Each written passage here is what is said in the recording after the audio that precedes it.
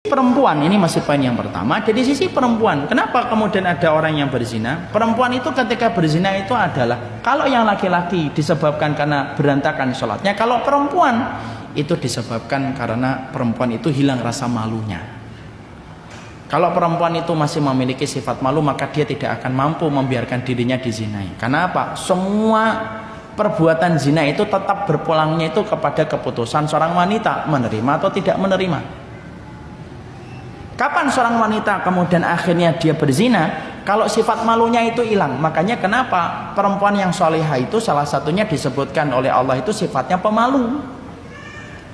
Sebagaimana putrinya Syuaib ketika mendapati Nabi Musa, dia jalannya itu malu-malu. Kenapa Allah sebutkan wanita itu pemalu kalau dia solehah? Karena malunya seorang wanita itu merupakan ciri khasnya seorang wanita solehah.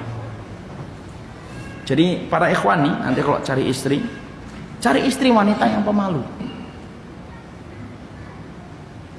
Nanti nanya, kenapa yang lain minta tanda tangan sama saya, kamu tidak minta tanda tangan sama saya?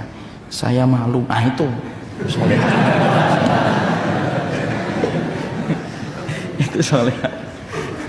Karena kemudian disebut wanita soleha itu pemalu. Karena apa? Kalau sifat malunya sudah hilang, nah itulah. Disitulah akhirnya wanita yang akan menentukan proses perzinahan terus berlanjut.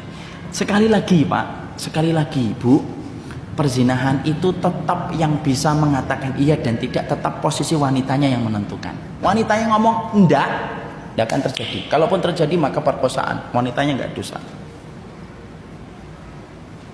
Dan wanita itulah yang kemudian kenapa dalam Islam itu harus dididik rasa malu. Beda dengan pendidikan orang kafir. Kalau pendidikan orang kafir itu bagaimana menjadikan wanita itu tidak memiliki malu. Makanya dibuat kontes kecantikan, dibuat Miss World, Miss Universe, Miss yang lainnya. Itu kemudian cuma satu, yaitu adalah bagaimana mengambil sifat malu yang ada pada kehidupan wanita, diambil. Kalau sudah diambil, kerusakan wanita itu dimulai ketika mereka sudah rusak wanitanya. Padahal sudah sering saya sampaikan berkali-kali ya, peradaban dan kemenangan itu dimulai ketika wanitanya itu benar. Kenapa? Karena rahim yang taat akan melahirkan janin yang taat, dan pahlawan Islam itu tidak pernah jauh dari rahim yang taat kepada Allah. Kenapa orang kafir itu selalu membidik serangan mereka itu kepada kaum wanita muslimah dulu? Karena mereka tahu kalau wanita muslimahnya sudah bengkong, yang dilahirkan pun bengkong. Makanya kalau para wanita Islam itu tahu bagaimana kekuatan yang dimiliki oleh mereka itu, maka mereka pasti itu akan menjadikan seluruh kekuatan mereka untuk Islam. Maaf ya Pak dan Ibu, perempuan itu baru punya anak banyak aja ditakutin musuh. Kalau tidak percaya, tanya sama wanita Palestina yang rata-rata itu ditakuti sama Zionis Israel. Saya tuh dulu waktu di pondok sering bertanya, kenapa ya Rasulullah itu mengatakan dalam satu hadis wanita penduduk surga itu yang banyak anaknya? Kenapa ya Rasulullah itu sempat mengatakan fa ini mukatsirum bikumul umam yaumal qiyamah? Saya itu berbangga-bangga dengan umat yang banyak. Saya baru dapati jawaban yang paling realistis dan logis menurut saya masuk. Saya tetap mengimaninya pertama kali walaupun saat itu belum ketemu. Tapi akhirnya ketemu jawabannya ketika membaca tentang masalah Palestina dan negara Zionis Israel. Apa itu kaitannya Ustaz? Zionis Israel itu frustasi menghadapi Palestina itu bukan hanya karena frustasi menghadapi Hamas. Tapi Zionis Israel itu frustasi menghadapi bangsa Israel itu salah satunya karena dia frustasi menghadapi demografi masyarakat Palestina yang sangat tinggi. Kelahiran anak di Palestina itu tinggi. Hampir sama dengan Cina, hampir sama dengan India. Cuma tidak diberitakan aja karena Palestina negara yang tidak diakui. Rahimnya wanita Palestina itu subur. Dan membuat frustasi itu masyarakat Israel itu.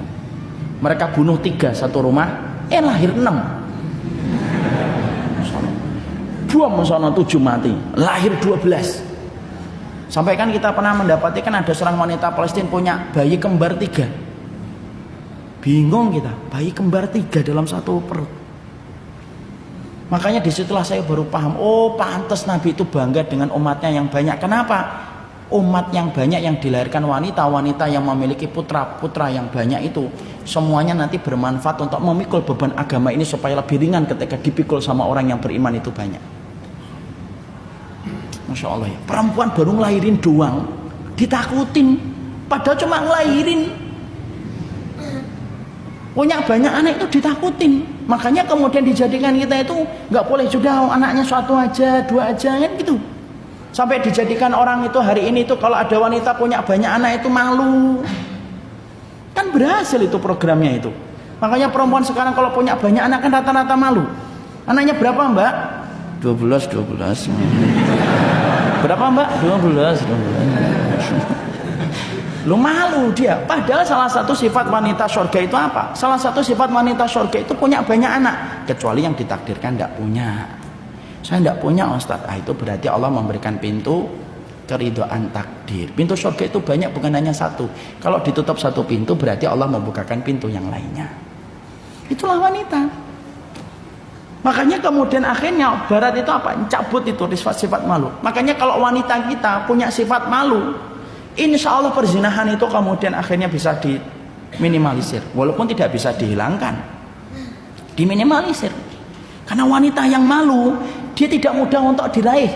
Wanita yang malu itu sebagaimana ketika kita mendapati rembulan, mendapati matahari. Kan sering yang ngomong kan, jadilah wanita itu kayak matahari, jangan menjadi wanita kayak rembulan. Kalau wanita itu kayak rembulan, gampang dinikmati, dilihat. Coba kalau wanita sebagaimana matahari. Matahari kan susah dilihat. Setiap kita ngelihat, kenceng banget sinarnya. Lu wanita itu harusnya kayak matahari. Berarti saya harus punya neon banyak. Enggak gitu. Artinya susah dilihat gitu loh. Makanya kemudian sifat malu itulah yang kemudian harus dimiliki wanita. Ukti, kenapa kok nggak jawab WA-nya saya? Saya malu. Nanti ikhwannya jawab lagi. Loh kalau malu kenapa dijawab? Nah, itu jadi nggak boleh malu. Malu dia.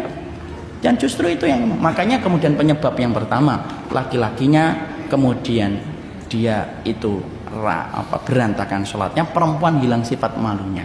Itulah perzinahan terjadi. Sekali lagi saya mengatakan perzinahan itu tetap yang memegang kendali perempuannya. Kalau perempuannya mengatakan dia, selesai.